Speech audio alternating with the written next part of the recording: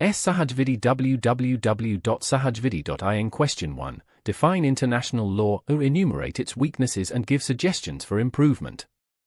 Model answer. International law, also known as public international law or the law of nations, is a body of rules, principles, and norms that are considered legally binding by states and other international actors in their mutual relations. It primarily governs the conduct of states, international organizations, and, to a limited extent, individuals, aiming to promote peace, cooperation, and justice in the global arena. Its main sources include international treaties and conventions, customary international law, a general practice accepted as law, general principles of law recognized by civilized nations, and, as subsidiary means, judicial decisions and the teachings of highly qualified publicists. Weaknesses of international law. Despite its crucial role, international law faces several inherent weaknesses. 1. Lack of a central legislative body. Unlike national legal systems, there is no single, universally recognized legislative body capable of enacting laws binding on all states. Treaties are binding only on signatory states, and customary law evolves slowly and can be subject to varying interpretations. 2. Absence of a strong enforcement mechanism. International law lacks a robust, centralized enforcement apparatus comparable to national forces or executive branches.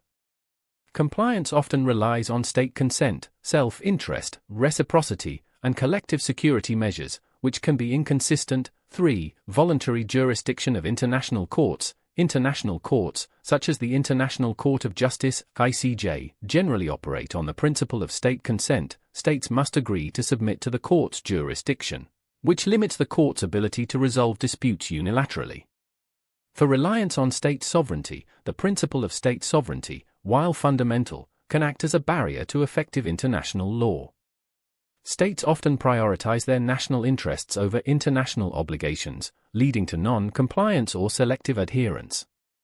5. Political nature of compliance. The effectiveness of international law is heavily influenced by political will and power dynamics among states. Powerful states may sometimes disregard international norms with fewer immediate consequences than weaker states.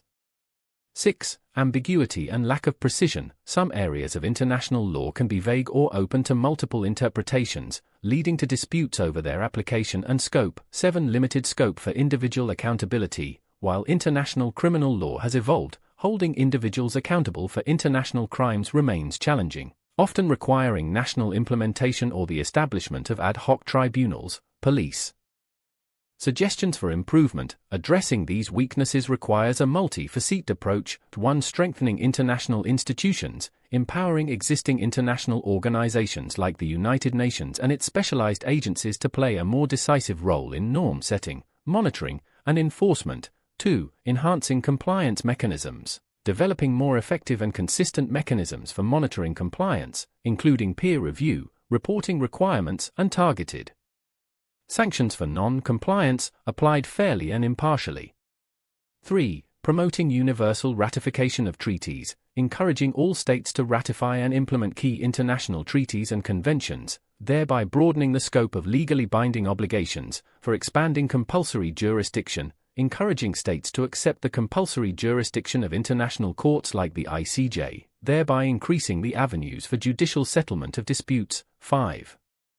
Developing clearer norms, working towards greater clarity and precision in international legal norms through codification efforts and the development of new treaties to address emerging global challenges. 6. Fostering a culture of rule of law, promoting education and awareness about international law among states, policymakers, and the public to foster a stronger commitment to the rule of law at the international level. 7. Engaging non-state actors.